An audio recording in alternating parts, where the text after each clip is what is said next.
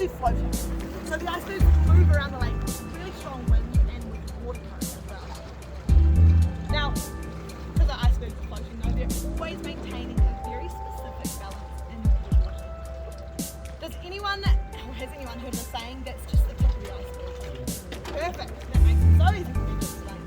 What we're looking at here is only the very tip of the iceberg. In fact, we are only seeing the very top 10% of the iceberg, which means that remaining 90% is completely underwater. Now to help you visualize that, if you need, take what you see above the water and then stack it on top of itself 9 times, and that'll give you an idea of the true height of our iceberg right here. It is deep. We can see it melting though, can't we? I mean, it's ice, it's a warmer day, it's going to melt down. But it's actually always trying to maintain that perfect balance of 10% above and 90% below. So as it melts down, it's losing that 10% mass, and that 10% goes to 9, and then 8, and then 7, very slowly drop by drop. And then when it gets so low, that 10% mass decreases so much, it has to bring up some of that 90% from below to counteract that loss and rebalance itself and find the new 10% and the new 90%. Now this iceberg here is about 3 weeks old, or broke off our glacier about 3 weeks ago. So it's been melting down pretty steadily. And our iceberg has been rebalancing. Now to rebalance themselves, to regain that 10% above and that 90% below, our icebergs rebalance themselves in 3 different ways. Now the first way our iceberg will rebalance itself is that it'll just lift straight up out of the water. The second way our iceberg will rebalance itself is that it'll tilt back out of the water. The third way, and the most uncommon way that our iceberg will rebalance itself, is that it will completely roll over, and then what we'll see, that 10% above, potentially is what was once the very bottom of the 90% under. Now this iceberg here has a bit of rock on top. It is ice that has come from our glacier, and that purely, as it melts down, just like with our glacier, starts to gain that crust and that rock gets exposed.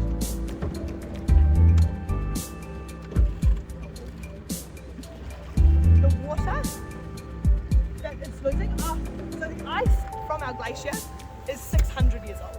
So that water dripping down would also be about 600 years old. That's very good spotting, Robbie. Are you talking about how it kind of dips in right on the surface of the water there? Correct. So that is called a thermal notch, and that actually allows us to kind of monitor the pattern of our icebergs and how they're moving, because that thermal notch there is created by the very water we're in right now. So what happens is, even though that water is cold for us, it's warm for our icebergs and for our glacier, and where that 10% sits on the surface of the water, that water melts into it and it creates these grooves. Now as I continue alongside of the iceberg, you're going to start to see more get exposed. So if you go about 30 centimetres, there's that lip just there, and then as we come down here, it goes floating, but it kind of jumps up again. So all those grooves, all those thermal notches, has once been where this iceberg has been sitting on the water. And so these thermal notches, they tell us the pattern of how our ice is moving. Wow, look at that. Look at that ice. Oh, look at that. Right. This is like a 3-week-old. 3 weeks old. So but these water can't tell.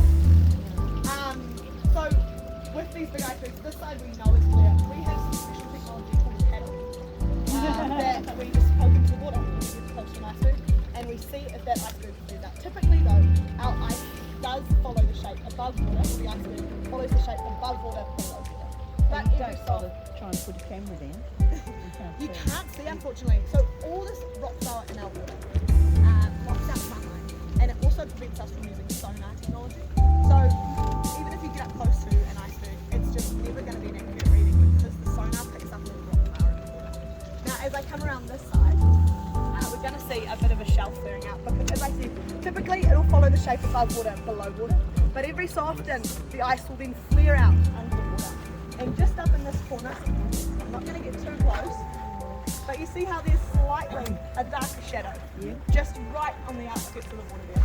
Now that is an ice shelf, but that means that it is sitting just underneath the surface of the water for me to be able to see it. So it'll be sitting just centimetres under the surface. Thing is that ice shelf could then drop just another 10 centimetres and I lose sight of it. And so my biggest hazard is those ice shelves, because if I wreck my engine on an ice shelf and I knock off my propeller, we have to take a paddle and then row back to the jetty. And that is the end of the tour for that. Actually, as I cruise around here, you'll see this big pile of rocks. Oh, very nicely done. You see this big pile of rocks there? That is sitting on an ice shelf out there, which we just know is there because of the ice. Can we? Oh, yes. I'll actually see if I can pick up Wait, this wait. other piece team. Wait. Look, you beat me to my job. Oh. She has a thing about icebergs. I just said I'm going to live in one too. I can drop you off if you like. We did the Hookamulli walk and she did believe me that there'd be a nice like little Oh, yes. Oh, yes. yeah. I thought you gave her a big diamond. She wishes. Yeah, I'd rather that than a diamond. Big good diamond.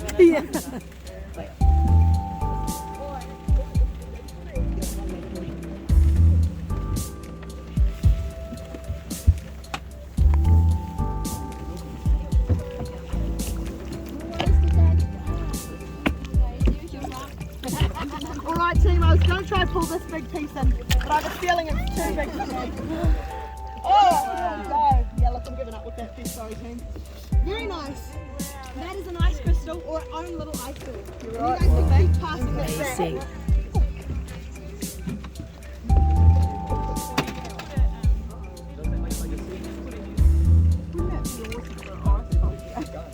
Whoa, that's a big chunk. Would anyone like this at the back? So good. Yeah. Us at 30. Wow, that's huge.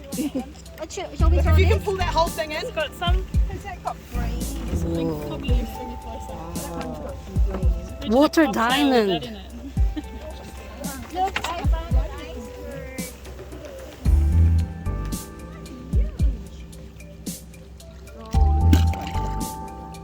Yeah. See how you can go with that. Now, Wow, the thing is, that's amazing. there's still only going to be 10% showing even on these smaller pieces. So, Whoa.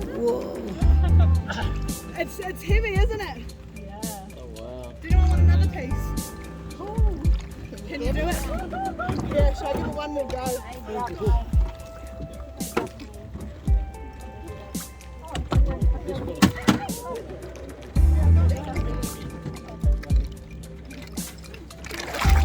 It's heavy, isn't it? We're gonna do this. You want this?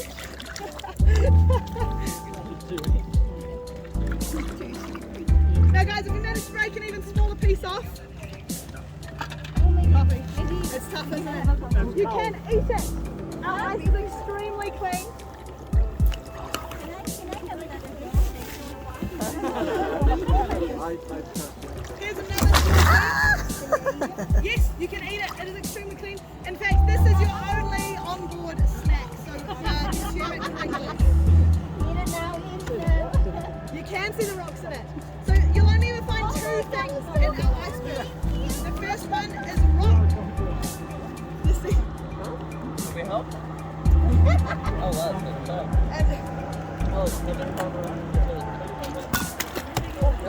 Oh, nicely done. Alright.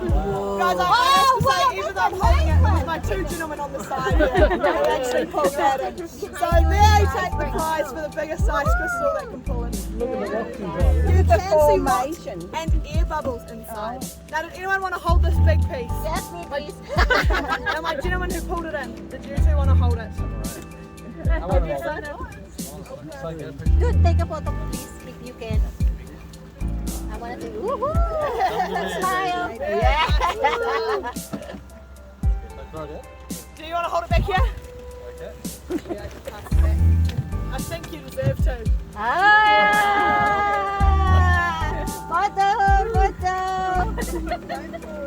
Now, are you looking for a job? I would keep you on just to pull in massive pieces. Come on, dude. Yes, this is nice. It was BYO. It was BYO. Yeah. Did you do the? Who wants it? You want it? You want it good? Now, once we're all done with the ice, you can purely just chuck it over the board, overboard, catch and release. to give it back to its natural Nakabidyo na yan, habitat. We like to keep the ice supply pretty clean. Yes, dude. You've got the ice, the biggest ice ever. Eat it, lick it, lick it. I say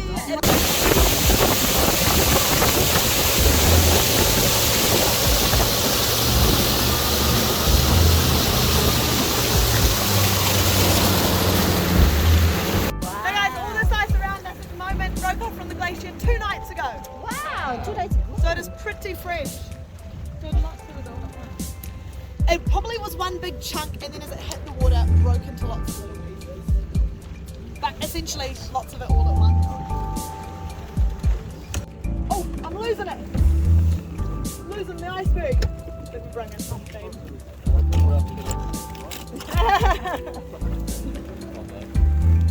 So yes team, this here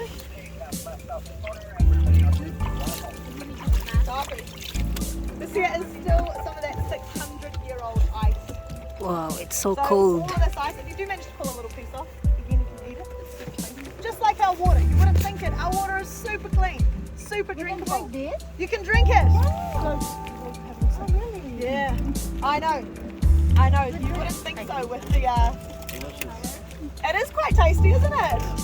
Then, because it looks like one solid mass of ice, any air that would have been in between these pieces also gets trapped and compressed. And again, it's one solid mass of ice, or it looks like one solid mass of ice.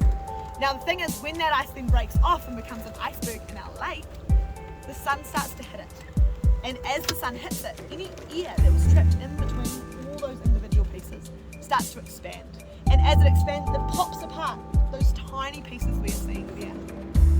And then it'll pop them apart so that you can pluck them off the iceberg and it have an ice crystal, just like the ones we saw in the water before, those individual ice crystals that make up our glacier and make up our icebergs as well.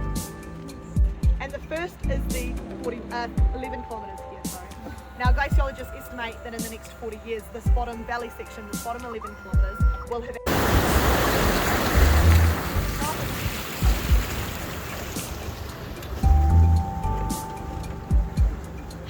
here, guys, is the terminal face of our Tasman Glacier. Now we are sitting about 600 metres from our terminal face, and that is for safety. I won't get any closer than this. But even though we can see it looks a lot larger than it was when we were down the other end of the lake, because we still aren't right up against our glacier, we still don't quite get a sense of just how large this terminal face is. So I'm going to quickly throw some numbers at you to hopefully help you create a picture, get an idea of how big this is just here. Now, from our left-hand corner to our right-hand corner, so the width of our glacier is 1.5 kilometres long, 1.5 kilometres wide. Now, that is the exact same distance as the walk you guys did in today from the car park to the lake. 1.5 kilometres wide. Now, above water, the average height of the glacier is 30 metres tall. Was there a splash somewhere? Yeah, somewhere. I heard something too, but I think it's my weight hitting the ice, hitting the glacier. Kind of sound like a little boom. Yeah.